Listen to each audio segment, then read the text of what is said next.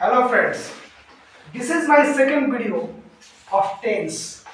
Let's know about the tense chart. It's quite easy. Hindi में tense का हम आपको एक ऐसा चार्ट के माध्यम से टेंस बताएंगे जिसमें टेंस आपको चुटकी में दिमाग में चला जाएगा। आइए इसके बारे में जानते हैं। टेंस में बेसिकली दो चीजों के बारे में आपको अच्छे तरह से ध्यान रखना है। दो चीज बहुत बदमाश होते हैं।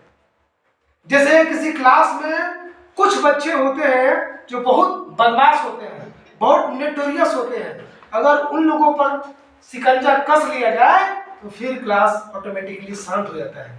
उसी तरह इस पूरे पाई चार्ट में जैसे हमने आपको ये बताया पिछले वीडियो में कि टेंस जो होते हैं वो तीन होते हैं और तीनों के चार भेद होते हैं। यानी कि देयर आर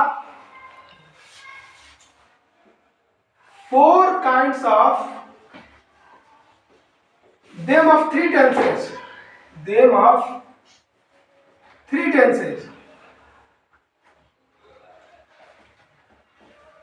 उन तीनों टेंस के चार भेद होते हैं और वो चार भेद में पहला हो जाएगा इंडिफिनिट। इसको सिंपल के नाम से भी जानते हैं। दूसरा हो जाएगा कंटिन्यूअस, इसको प्रोग्रेसिव भी कह सकते हैं या इसको इम्परफेक्ट भी बोल सकते हैं। तीसरा जो होता है वो परफेक्ट होता है और लास्ट जो होता है वो परफेक्ट कंटिन्यूअस होता है।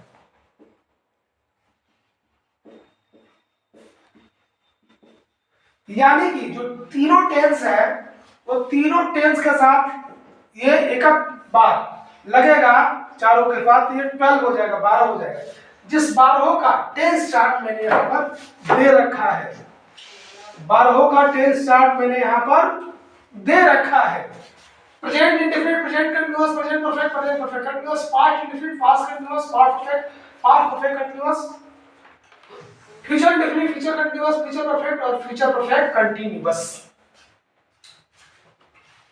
ये चारों में तीन टेंस को लगाया गया तो ये 12 यानी 12 हो गए, जिसको 12 को मैंने लिख लिया है। और इसमें दो चीज पर ज्यादा ध्यान देना है। इसमें सबसे बड़ा जो नोटोरियस चीज होते हैं वो दो चीज है। पहला जो है आपका वो हेल्पिंग वर्ब है। You know well, helping verb जो होता है वो 24 होता है। Is, are, am, was, were, has, have, had, do, does, did, shall, should, can, could, may, might, must, use, ought, need. तो इसमें से कुछ ही हेल्पिंग वर्ब में आपके इसमें रहेंगे। मॉडल ये नहीं रहेगा, प्राइमरी एग्जाम्पल कई पार्ट रहेंगे इसमें। मॉडल एग्जाम्पल ये कुछ ही पार्ट रहेंगे। तो उस मॉडल एग्जाम्पल में जो है हेल्पिंग वर्ब होता है प्राइमरी एग्जाम्पल, उस पर ध्यान देना है। इसको एक्सिलरी वर्ब भी कहते हैं। और एक बदमाशी करता है मेन वर्ब। एचबी और एमबी को सुधार के रखना है, बाकी टेंस आपके बुद्धि में है। क्योंकि पूरा टेंस जो चलता है एस भी ओ से ही चलता है, सब्जेक्ट वर्ब ऑब्जेक्ट से ही चलता है। बदलेगा क्या तो वर्ब बदलेगा गुरु। ये मेन वर्ब है, कभी कभी अपने साथ हेल्पिंग वर्ब भी ले लेगा, तो इसको ध्यान देना है केवल। बाकी फॉर्मेट यही रहेगा, एस भी ओ, सब्जेक्ट वर्ब ऑब्जेक्ट। तो let's begin to understand about the chart given on the board. It's quite easy to understand. If you understand it one time, it will be permanently in your mind. Let's begin. तो आइए ध्यान देते हैं। ये present indefinite है, ये present indefinite है, ये पास्ट इंडेफिनिट और ये फ्यूचर इंडेफिनिट है। इसमें बदमाशी करने वाला मेन वर्ब है। क्या है? Main verb. क्योंकि प्रेजेंट इंडेफिनिट में V1 हो रहा है या V5, लेकिन यही जाने पर पास्ट इंडेफिनिट में ये V2 हो जा रहा है। बेचारा सब्जेक्ट और ऑब्जेक्ट, सब्जेक्ट और ऑब्जेक्ट, और सब्जेक्ट और ऑब्जेक्ट अपनी जगह पाई है। सब्जेक्ट ऑब्जेक्ट तीनों टेंस में इंडेफिनिट के लिए अपने जगह पर रहे। बदमाशी करने वाला ये मेन वर्ब हो गए और यहाँ पर ये हेल्पिंग वर्ब। यहाँ पर आया आपका V1 V5, यहाँ पर V2 और यहाँ पर शायद के साथ V1 आया। तो बदमाशी यही कर रहा है। यानी कि आपको बस याद रखना है कि प्रेजेंट इंडेफिनिट में V1 या V5, पास्ट इंडेफिनिट में V2 और फ्यूचर में साइकिल के साथ V1। आइए एग्जांपल भी देते हैं।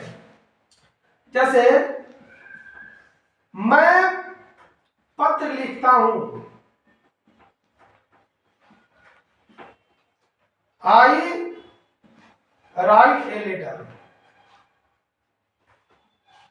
यहां V1 है, V5 भी होता है। जब subject he see it name होगा तो V5 भी होगा, ही राइट्स अ लेटर।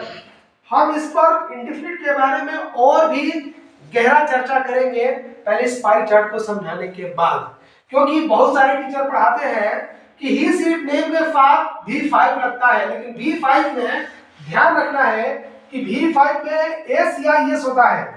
टीचर ये नहीं बताते हैं कि एस कब लगेगा और यस कब लगेगा। मानता हूं कि सब्जेक्ट जब ही सी नेम है तो वर्ब के साथ V5 लगेगा, लेकिन V5 में एस लगेगा कि यस लगेगा ये तो नहीं बताता है। तो मैं आपको इसके बाद अगले वीडियो में बताऊंगा, पहले इसको समझते हैं।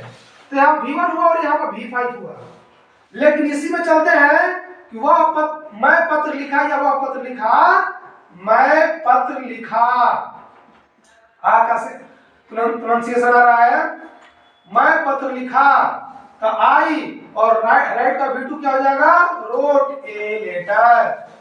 और इसमें क्या हो जाएगा, आई के साथ शैल, आई शैल राइट अ लेटर। अब चलते हैं हम कंटिन्यूअस की बात करते हैं, यानी कि प्रोग्रेसिव का प्रोग्रेसिव। ठीक है, तो इसमें क्या बदमाशी करेगा। अब बेचारा ये जो मेन वर्ब है बेचारा सुधर जाएगा, लेकिन ये कभी सुधरने का नाम नहीं ले रहा है। ये क्या है, ये हेल्पिंग वर्ब है, ये सुधरने का नाम नहीं ले रहा है। क्योंकि देखिए बेचारा हेल्प, यहाँ भी सब्जेक्ट है, सब्जेक्ट है, सब्जेक्ट है, सब्जेक्ट है। ठीक है, यहाँ V4 भी है, V4 भी है, V4 भी है, यहाँ ऑब्जेक्ट भी है, ऑब्जेक्ट भी है और ऑब्जेक्ट भी है। तीनों में सब्जेक्ट V4 और ऑब्जेक्ट सेम है कंटिन्यूअस में, लेकिन बदलेगा क्या, यहाँ पे हेल्पिंग वर्ब, यहाँ पर एम हो जा रहा है, यहाँ पर वाज वर्ब, यहाँ पर साइलेंट के साथ बी लग जा रहा है। आइए सेंटेंस को भी देखते हैं। मैं पत्र लिख रहा हूं, I am writing a letter. यानी कि अगर हमको पास्ट बनाना है तो खाली इसको बदलेंगे, यानी कि आई वाज हो जाएगा, I was writing a letter. यदि यही पास्ट में रहेगा कि मैं पत्र लिख रहा था, अगर यही रहेगा कि मैं पत्र लिखूंगा, मैं पत्र लिखूंगा। ठीक है, तो इसमें क्या हो जाएगा कि आई शैल बी ला करके V4 का, तो सॉरी यहाँ V4 होगा, writing a letter, full stop देखिए कहीं छूट ना जाए। ठीक है, तो कंटिन्यूअस में आप देखिए, कंटिन्यूअस को याद रखना बहुत आसान है, केवल ये जा रहे हैं वाजवर और शैल विल बी लगाना है। तो ये आपको present indefinite, past indefinite, future indefinite, indefinite पूरा पार्ट और फिर कंटिन्यूअस में तीनों का मैंने बता दिया। अब इसके बाद परफेक्ट और परफेक्ट कंटिन्यूअस ब्रेक के बाद, यानी अगले पार्ट में।